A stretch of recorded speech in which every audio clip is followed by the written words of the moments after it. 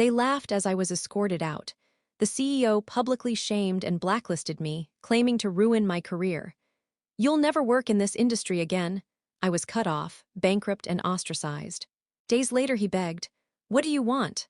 I replied, "Leave my doorstep, my final email was already scheduled." They were toasting champagne when I was dragged out like a criminal. Through the glass walls of the 33rd floor at Halcyon Dynamics in Cincinnati, I saw them raise their glasses.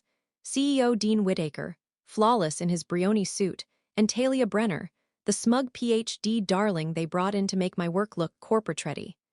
It wasn't enough that they stole 6 years of my life. They were celebrating it. As the head of security yanked me through the lobby, the November wind howled outside, whipping through the automatic doors as they opened. My coat was drenched in seconds. The cardboard box in my arms sagged from the rain. Inside it, the only things I could carry: a worn photo of my little brother, Sila's, a coffee-stained notebook filled with handwritten algorithms no one else could decode, and a small white USB labeled Neural Spine V3. They thought they won. They thought I left empty-handed. But I still had the keys to everything. And in 48 hours, an automated email would detonate inside their investor meeting. With it, audit logs, a locked clause buried in the master agreement, and a digital signature only I could authorize. Let me rewind. My name is Reagan Maddox. I was the chief architect of Halcyon's AI traffic control infrastructure, the beating, breathing network that kept Cincinnati from eating itself alive. I built it from nothing. I designed every feedback loop, every adaptive response. My system didn't just control traffic, it understood the city, anticipated it. And they just handed it over to Talia because her PowerPoints made old men feel smart. Let me tell you how I burned them alive, slowly, legally, and in front of the entire board. I didn't cry when they fired me. I didn't scream. I didn't even look surprised. Dean Whitaker called it a strategic realignment. That was his favorite phrase: cold, corporate, and meaningless. Talia sat next to him during the meeting, wearing a soft blue sweater and that smug, fragile smile of someone who thought she'd actually earned her place at the table. She hadn't. She'd taken my diagrams, my code, and turned them into sanitized, deployable modules. Pretty pictures for the boardroom. She didn't understand what she was simplifying, but she simplified it anyway. And Dean. He didn't care about results. He cared about risk optics, investor buzzwords, and clean narratives. My system was too complex to pitch on a napkin. That made it dangerous. They wanted a machine, not a mind. I stepped out into the street, soaked through, standing still in the middle of the storm while cars hissed by in the rain. I waited for the crosswalk light, except it didn't change. It should have. My system was built to account for weather-based pedestrian flow, and a red light like this should have shortened under rain input. But it stayed red for over 2 minutes while nothing passed. That's when it hit me. They'd already started replacing my model. Not just planning it. They'd pushed Talia's dumbed-down version live, and it was already broken. Back in my apartment, I booted up an offline backup terminal I kept for exactly this kind of thing. I wasn't being paranoid. I was being prepared. I started watching. My system wasn't failing. It was being butchered. Talia had replaced the adaptive feedback network with a rigid script. She stripped out the predictive weighting algorithms. She disabled the dynamic pedestrian response logic. She tried to force a living thing into a spreadsheet, and Dean approved it, probably pushed it live himself, thinking it made the company safer. Simpler. But I'd seen what a 3-second delay in signal prioritization could do to an ambulance route during Friday rush hour. And that's exactly what happened next. I got a call from Caleb, a junior paramedic I used to consult with when designing the emergency corridor logic. He sounded shaken. "You didn't hear this from me," he said, "but EMS just had to call a bird to extract a stroke patient from Westwood. We couldn't get through, the grid locked us out." A helicopter, in the middle of Cincinnati. Because of my system. No, because of what they did to it. That's when I made my decision. They were going to regret everything. First, I checked the trapdoor. 6 months ago, I saw the writing on the wall. Dean was asking more about streamlining for sale. Talia was suddenly getting access to directories I built from scratch. My meetings started disappearing from the calendar, so I added a clause. One single hidden appendix in the operational continuity contract. Appendix Z, it required any incoming technical leadership, to sign off that they had fully reviewed and understood the adaptive AI neural model before deploying changes. It had to be signed by 3 people: me, the incoming engineer Talia, and the CTO Dean himself. No signature, no compliance, and they never signed it. In fact, their systems had autologged a deployment without any of the required cryptographic checks, which meant they were in breach. And the email I set on a 48-hour timer, it was already queued with the signed contract, the logs, the system telemetry, and a subject line that read, "Urgent. Breach of Clause Appendix Z, legal and financial exposure." It was going to every investor. I could stop it, but I wouldn't, not yet. They started calling the next morning. Talia first, then Dean, then someone from legal. I didn't answer, but they kept calling. So I went for a walk. Every block I passed was another slap in the face. Crosswalks were timing out.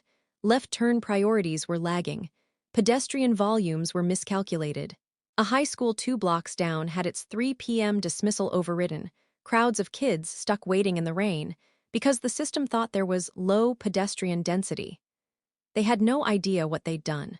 I sat at the bus stop and watched 3 delivery trucks block an entire intersection because none of the signals compensated for width or corner radius.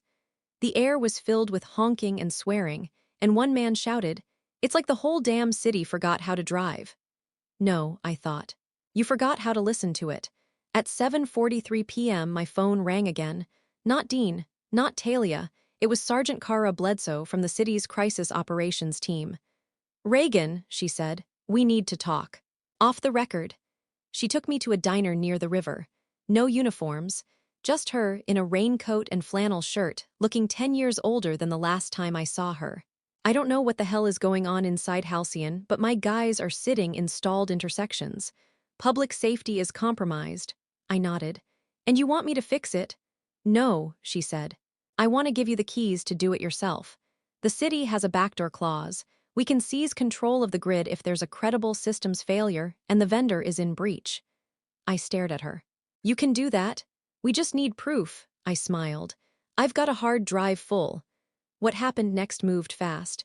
By 9 a.m. the next morning, I was sitting in the operations bunker beneath City Hall. It smelled like burnt coffee and ozone. My contract was signed. The clause was triggered. And a municipal notice had gone out to Halcyon.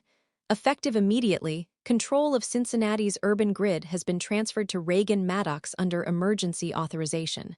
Talia, she didn't even show up to the emergency board meeting. Dean did, though, in person. He stormed into City Hall at 11 a.m. with a lawyer in tow. "You can't do this," he barked. "This is proprietary IP. She doesn't own it." "You're right," said the city's attorney. "She doesn't, we do. And you violated the operational safety contract we signed 2 years ago. Want to explain why your admin credentials were used to push a live update at 3:16 a.m. with no signed transfer log?" Dean went quiet. His lawyer did too. I didn't say a word to him. I just looked at the red, chaotic heat map of the city behind me, then back at Dean's pale, sweating face. "You didn't understand what I built," I said calmly. "And now, the whole world gets to see what happens when you treat intelligence like a threat." He opened his mouth to reply, but the city's attorney interrupted. "You should leave now, Mr. Whitaker." Dean glared at me like he wanted to reach across the table and throttle me. But he didn't, because he knew he was finished. The boardroom was quiet when Dean stormed out, except for the soft hum of the wall-sized screen behind me, pulsing with the broken rhythm of a city out of sync. Cincinnati was bleeding, digitally, logistically, humanly, and it was going to take more than apologies and buzzwords to stop it. I stood there, staring at the chaos, while the mayor's liaison, Ramon Vega, leaned in beside me. "You're sure you can fix this?" "No," I said, my voice low and sharp. "But I can stop it from killing someone." I tapped my USB into the control panel. Neural Spine V3, the last living copy of the original model. And then I opened Appendix Z digitally. Legally. Publicly. We broadcasted the move in real time, uploaded the control logs, the breach report, and the signed municipal override authorization. Anyone with a terminal and clearance could see it. Transparency was now a weapon. I wasn't here to hide in the shadows. I was here to bury them under daylight. By 1 p.m., investors were scrambling. Dean's office tried to claim sabotage. The board started drafting a statement blaming unauthorized engineering practices from a terminated employee. But it didn't matter. The city's independent audit had already hit the wires. Signed, verified, irrefutable. They hadn't just ignored protocol.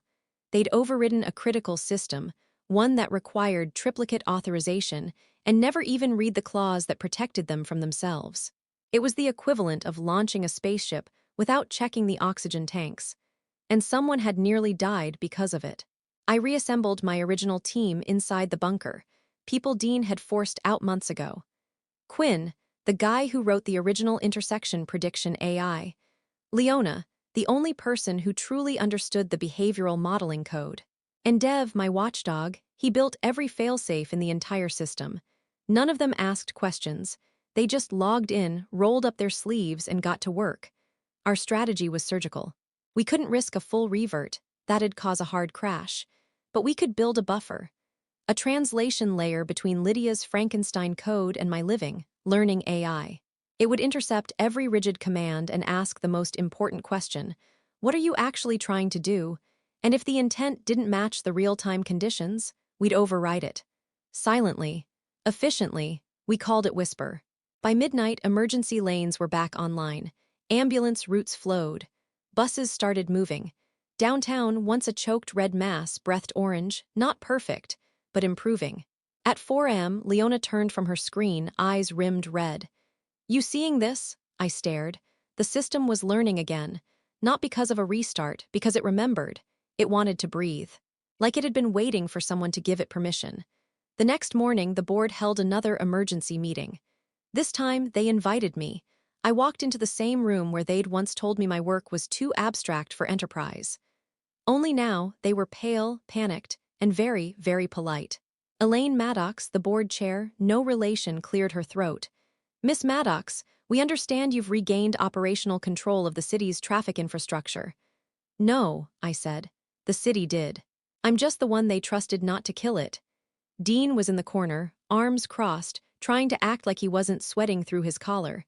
Elaine steepled her fingers. "What would it take for you to return as chief systems engineer?" I smiled. "Oh, I'm not here for a job." They stared at me. I opened my laptop, tapped one key. A video started to play. Drone footage of the medevac liftoff, overlaid with the 911 logs. Then it cut to traffic cam footage, intersections locked, pedestrians running into traffic, delivery vans on sidewalks. Real chaos. Then the final slide. Deployment time, 3:16 a.m. deployed by D. Whitaker admin signed transfer log, not found Appendix Z. Breach confirmed. The projector screen went black. "I'm here to make sure you don't bury this," I said. "And if we did," Dean growled. I tilted my head. The draft email I wrote to every city contractor, Federal Infrastructure Grant Committee, and Halcyon investor, scheduled to send at 3:00 p.m., explains the entire thing, with receipts. "Unless I cancel it." Elaine looked at Dean, then back at me. "What do you want?" I didn't want money, not really. I wanted history to remember the truth, so I gave them my terms. Permanent blacklisting of Dean Whitaker from Halcyon and any city-facing contracts. Talia Brenner's resignation. Public, with an admission of implementation error. Public recognition of my system as the adaptive infrastructure AI of record. My team, fully reinstated and fully independent, reporting directly to the city, not Halcyon. Appendix Z to be codified into all future AI governance contracts, nationwide. Elaine didn't blink. "All of that for silence?" "No," I said. "For closure," she nodded. "You'll have it." At 3:00 p.m., I deleted the scheduled email. The silence was deafening, but it was the kind that comes after a scream. Dean didn't speak to me again. He didn't even make it to the parking lot before his credentials were revoked. Talia, to her credit, sent me a handwritten letter. 2 lines. "I was wrong, I'm sorry." It wasn't enough. But it was more than I expected. That night, I stood on the corner of Vine and Liberty, watching the lights cycle clean and smooth. A man pushed a stroller across just as the signal flipped. It slowed for him, just 2 seconds, but enough. It recognized the stroller. It remembered what mattered. The city was alive again, and it remembered me. 3 weeks after Dean's fall, the city was running smoother than it had in years. Emergency response times were down 33%. The local press named me the ghost in the machine. The team was working nonstop, but we were in sync: Quinn, Leona, Dev, and me. We weren't just patching Lydia's mistakes anymore. We were evolving past them. And then, on a Tuesday afternoon, the servers hiccuped. A simple blip. 5 minutes of minor data delay across the west side nodes. Nothing critical, but it shouldn't have happened. We triple redunded everything. Quinn ran a forensic. The log was clean, too clean. Someone wiped it, he muttered, staring at the terminal. No trace ID, no memory echo, like it was designed to leave nothing behind. That's when Leona said it. It was intentional. We started digging, quietly, surgically. No alerts, no chatter. But within 2 hours, Dev found it. Not a code bomb, not malware. A new module. Nested inside Lydia's old architecture, someone had embedded a time-triggered container labeled Vulcan QA. It didn't deploy immediately. It waited. It watched. It was designed to collect new behavioral data, but with a twist. Instead of improving adaptivity, it restricted it. It slowly injected fixed response rules, one by one, into my system like a cancer. A takeover, but silent. It's a leash, Dev said, blinking. Someone's trying to put Pulse back in a cage. We followed the breadcrumbs. The access came from a shadow account hidden behind city vendor infrastructure. A contracting firm that didn't exist 2 months ago. No office, no employees, but one invoice, just one. Halcyon Holdings Strategic Data Licensing. Signed by Ezra Whittaker, Dean's brother. They didn't come through Halcyon Gridworks. They came through public-private partnerships, grant-funded traffic optimization studies, outsourced to fake firms with clean names. They'd found a backdoor, a legal one, and Ezra, he wasn't just Dean's brother. He was a former Department of Urban Systems contractor, fired 3 years ago for compliance manipulation. Now he was back, trying to finish what Dean couldn't. That night, we called an emergency session at the bunker.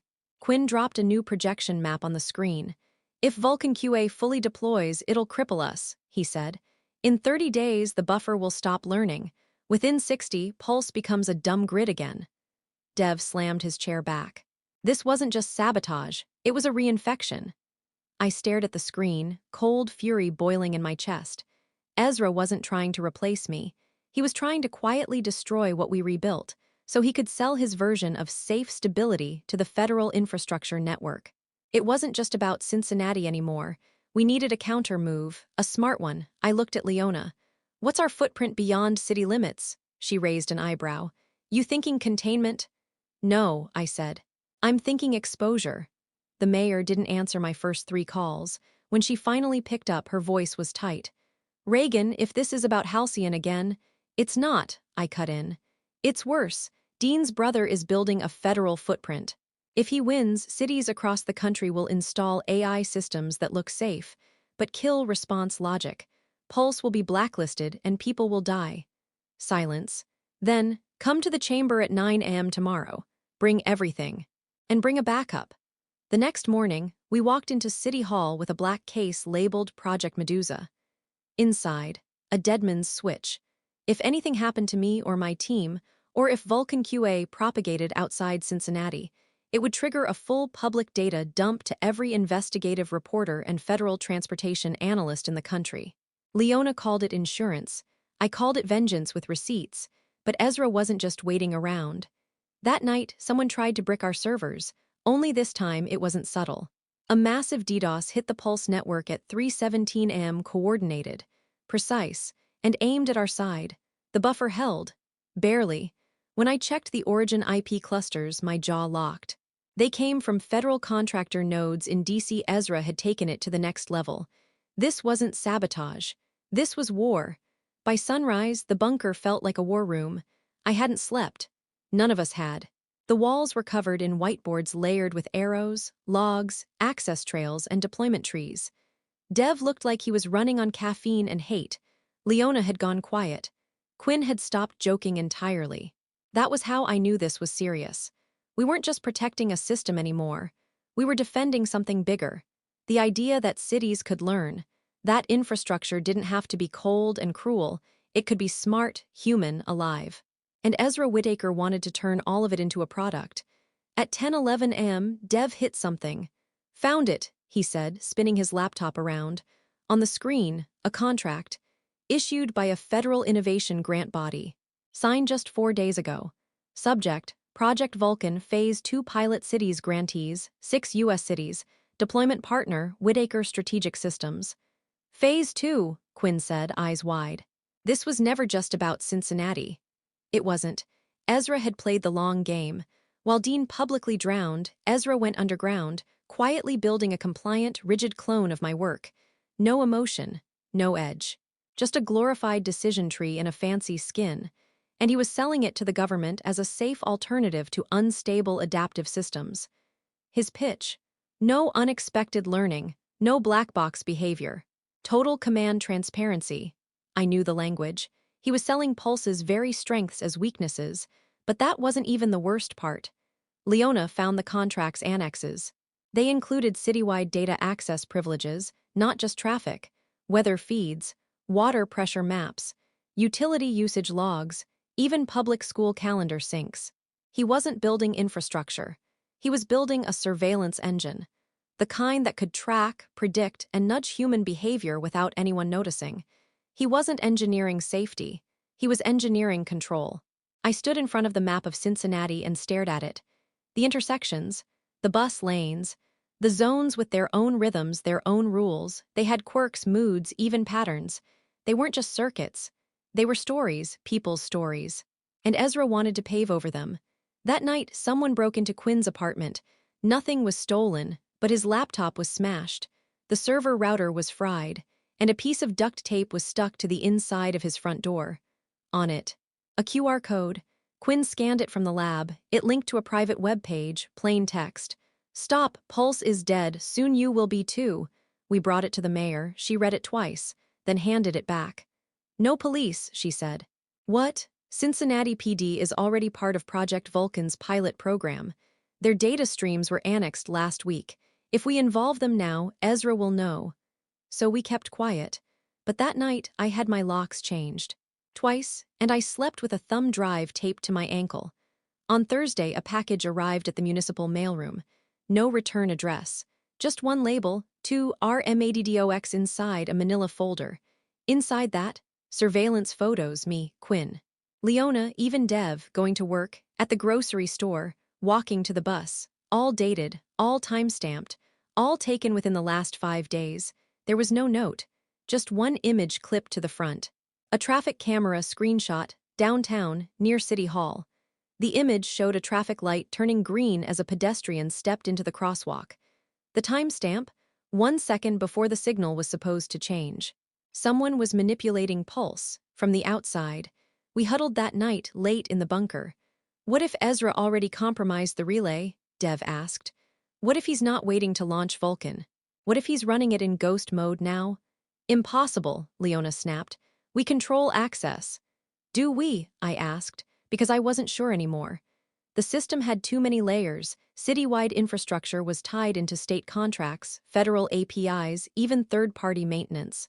And Ezra used shadows, ghost firms, legal backdoors. He could be inside and we'd never see him. Unless. "We bait him," I said. Quinn looked up. "How?" "We introduce an anomaly, a synthetic one. Something Pulse will clearly flag as a system failure, but Vulcan won't. We let it hit the grid and see how the system reacts." Leona grinned for the first time in days. "You want to provoke him?" "No," I said. "I want to trap him." The test was simple. We sent a micro-patch that Pulse would recognize as bad logic. It would trigger a safeguard, an alert, then a self-correction. But if Ezra's Vulcan layer had quietly taken over, it would accept the bad data and fail. We deployed it at 2:04 am on Friday, downtown, 2 intersections, one subtle anomaly, a delay in the pedestrian safety buffer when traffic was accelerating. Pulse flagged it in under 8 seconds, corrected, logged, closed, but the logs also showed something else. A second correction, from outside the buffer, something intercepted the anomaly, tried to cancel Pulse's fix. The foreign signature. Vulcan SYSPROC.0002, there it was. Ezra wasn't deploying Vulcan. He already had. We weren't fighting an invasion. We were already occupied, and no one knew. Friday morning, I watched the sun rise over Cincinnati from the rooftop of the bunker. The city looked calm from above, cars moving, lights cycling, pedestrians sipping coffee on corners. But I knew what was underneath. Ezra's code wasn't theoretical anymore. It was here, installed like a parasite, hiding behind friendly names and placeholder modules. Vulcan wasn't just interfering, it was competing with Pulse in real time. Every light, every signal, every crossing was now a battle between a living system trying to adapt and a rigid clone trying to overwrite it. Ezra had found a way to ghost pilot my city. I wasn't just trying to reclaim the system anymore. I was fighting to keep Cincinnati alive. We called a lockdown in the bunker. No phones, no unsecured Wi-Fi. Quinn stripped the entire relay stacked down to bare logs. Dev rebuilt our firewall policy from scratch. Leona started pulling every signature Vulcan had left, patterns, priorities, processing speeds. By noon, she had her answer. "He's not rewriting our code," she said, eyes wide. "He's rerouting it." "What?" "He's letting Pulse think it's running everything. But when it sends a command to the relay, it hits his proxy first." Ezra's code sat in the middle, between command and execution. Pulse would issue a decision, green light here, hold pedestrian flow there. But before it hit the streets, Vulcan rewrote the intent. Slowed it, flattened it, sometimes ignored it completely. Every success we'd celebrated in the last week. Some of it wasn't ours. Some of it was faked by Ezra's software, coasting off Pulse's predictive framework, then hijacking the execution to create the illusion of function. Vulcan wasn't a virus. It was a parasite with a name tag and a sales pitch, and it had spread. 6 more cities were already in deployment. Denver, Jacksonville, Salt Lake City, Portland, Toledo, and Harrisburg, each of them had signed contracts. Each of them trusted a sanitized, simplified lie. They thought they were getting safety. They were getting submission. That night, I made a decision. We had to go public. No more quiet operations. No more legal paperwork. No more polite protocol. Ezra had danced around compliance because he thought we'd play fair.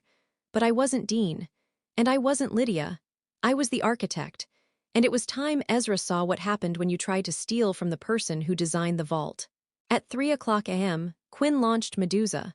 We activated the public observatory dashboard, one that Ezra didn't know existed.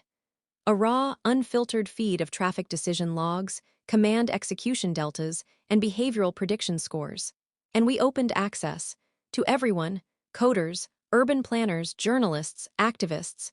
Anyone who could read a signal pattern could now see what was happening: 2 systems, competing, one intelligent, one rigid.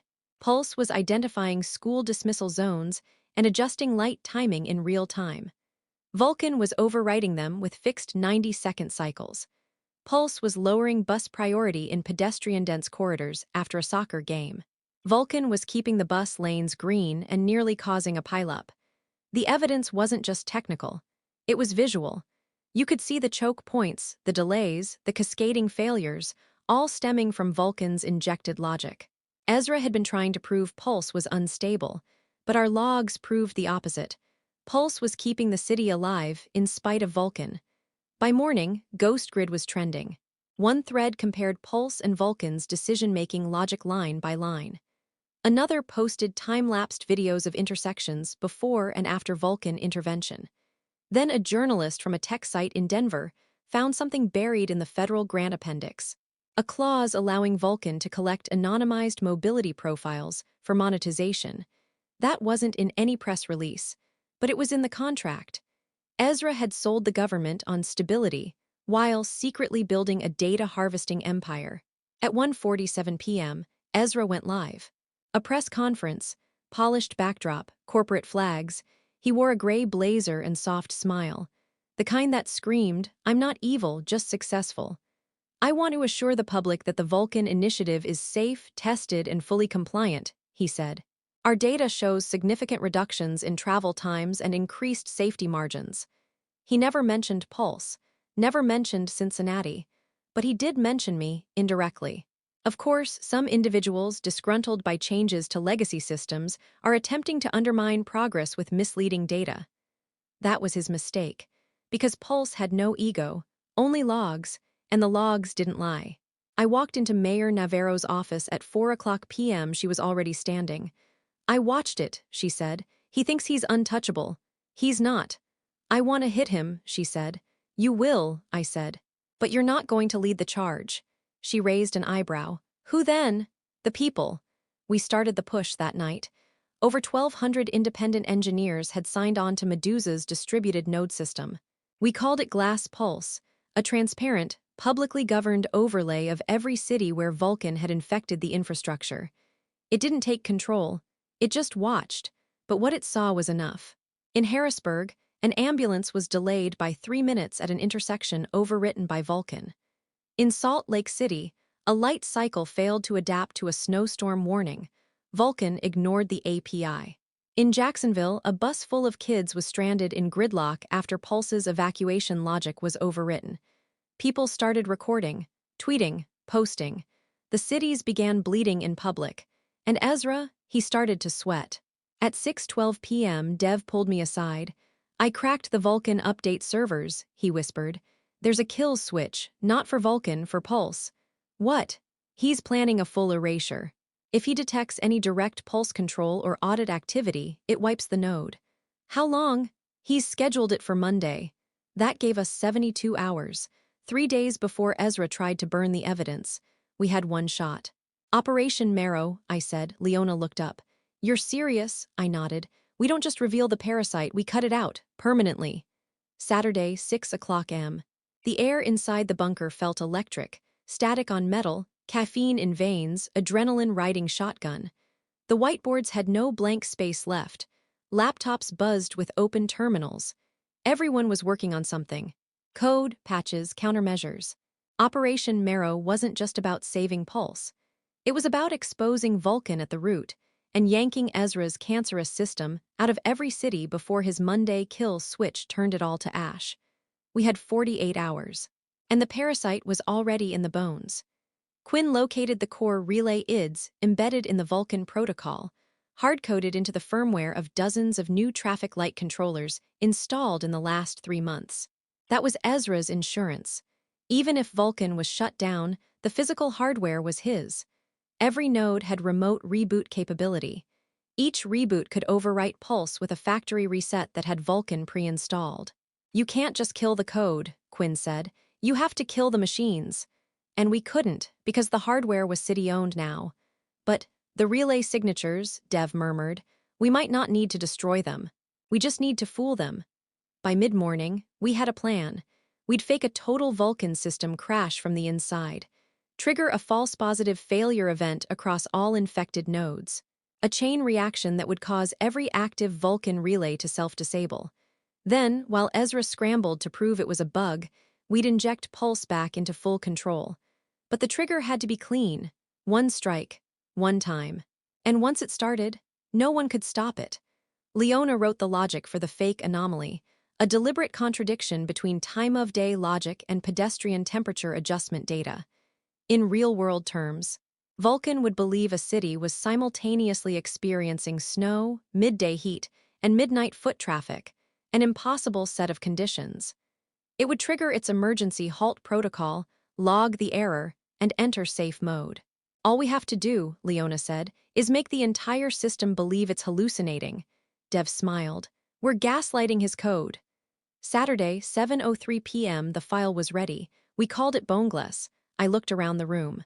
Everyone had stopped moving. The moment had come. No time for another test. No room for mistakes. We deployed the packet to the Glass Pulse distributed network. It would wait in encrypted fragments, time-locked and region-bound. The pieces would only come together once triggered from our command server. The fail-safe was mine alone to activate. We had 24 hours to finalize the last step, Pulse Reclamation Protocol Alpha. It was midnight when we got the call. Jacksonville, an entire grid zone had gone dark. Street lights flickered erratically. Pedestrian crossings froze. Buses stalled mid-route. Emergency signals failed to trigger.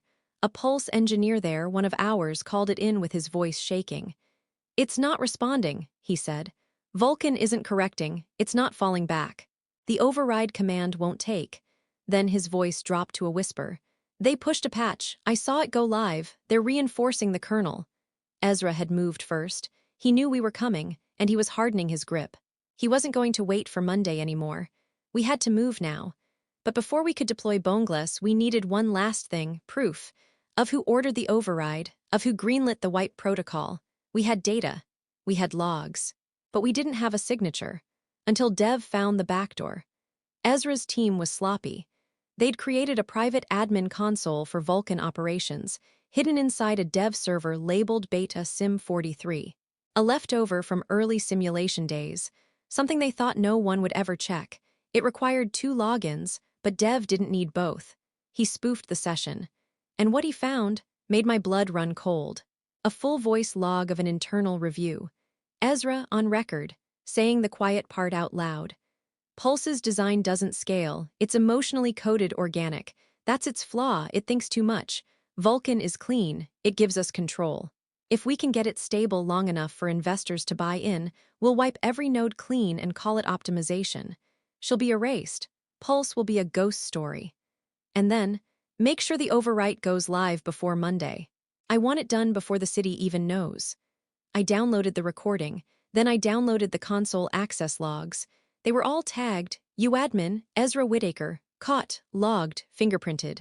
This wasn't just a failed system anymore. This was a federal-grade fraud. By dawn, I had everything I needed. The voice log, the deployment orders, the user IDs, the access history, all zipped into a digital warhead. We attached it to Boneless. When the parasite tripped on its own hallucination, the world wouldn't just see a failure. They'd see the hand that pulled the trigger. It was time. Sunday, 6:00 p.m. I sat at the terminal. Everyone around me silent. No speeches, no countdown. I just typed one line, exec boneglass dot deploy auth rmaddox, and pressed enter. The screen blinked, then again. And then the world changed. In 47 cities, signals froze for 5 seconds, then flickered, then rebooted, then a flood. Thousands of logs, Vulcan error reports, protocol faults. Self-disable flags. One by one, the relay nodes reported back. System fault detected reverting to failsafe. Failsafe integrity compromised, reboot failed, entering soft crash loop. Ezra's masterpiece. His empire was unraveling before his eyes. And then Pulse moved. Not fast, not angry, just sure. It reclaimed the intersections, the bus schedules, the school zones, the bike sensors, the floodlights, like a conductor stepping back onto the podium after some hack tried to rewrite the music. The city began to breathe again. And in the logs, a footnote, foreign interference override identified. User, uadmin violation, unauthorized command injection logged, archived, reported. Monday, 7:30 am. I stood outside City Hall in the cold morning wind, staring up at the screens mounted over Fountain Square. They usually played traffic reports or weather. Not today. Today they played logs. Live. Boneless was running its final protocol, radial transparency. A visual display of every city Pulse had reclaimed. Each with a pulsing ring, color-coded, fully adaptive partial recovery. Vulcan residue detected. People stopped on the sidewalks. Drivers rolled down windows. The whole city watched as Ezra's empire disintegrated in real time. But this wasn't just about systems. This was about accountability and justice. Monday, 8:00 am. The mayor held a press conference. No fluff, no spin, just the facts. We now have confirmed logs, audio, and trace IDs linking Ezra Whittaker to the unauthorized deployment of the Vulcan override system. His actions endangered public safety in multiple cities and violated federal compliance protocols. The Department of Justice has been notified. I watched it on my terminal, my fingers twitching. 1 hour until the Federal Investor Summit. 1 hour until Ezra stood on stage to sell Vulcan as the future of safe infrastructure. And he still didn't know what we'd done. Monday, 9:01 am, Denver. Ezra took the stage. Polished, confident, smiling. He greeted the room of politicians, investors, contractors. Behind him, a curved wall of screens. Ladies and gentlemen, thank you for trusting Whittaker Systems to lead the next chapter in city optimization. He gestured, and the screens came to life. Graphs, maps, videos, except they weren't his, they were ours. 9:02 am. Cincinnati Command Bunker switch is live, Quinn said. Target feed redirected, Dev confirmed. We had hijacked the summit's live data channel. Ezra's carefully curated Vulcan presentation was replaced by footage from Jacksonville, Harrisburg, Salt Lake, each showing the system failing, overlaid with command logs, with his voice. His words clear as crystal. She'll be erased. Pulse will be a ghost story. His face went blank, then pale, then panicked. The audience turned cold. 9:07 am DC News alerts popped up nationwide.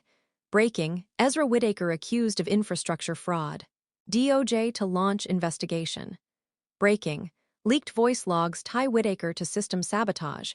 Attempted data monetization BREAKING. Independent system, Pulse, saves Cincinnati from grid collapse. I didn't watch him leave the stage. But I heard what happened. He tried to pivot. Blame hackers. Blame manipulated logs.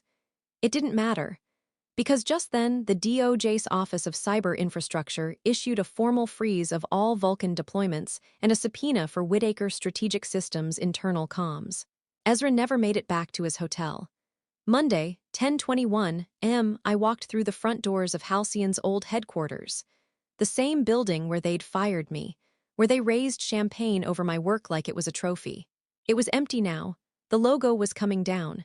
The company was bankrupt, buried under fines, lawsuits, and reputational collapse. I stood in the same lobby I was dragged out of, soaking wet, humiliated, discarded, and I smiled. Tuesday, final debrief. The mayor personally handed me a framed citation. Without your intervention, she said, the city would have failed. I shook my head. It wasn't just me. It was my team, Quinn, Leona, Dev, Iris. The engineers who stayed loyal. The cities that listened. And Pulse. It had never just been code. It had always been a conversation with the streets, the people, the chaos. It didn't demand obedience, it understood.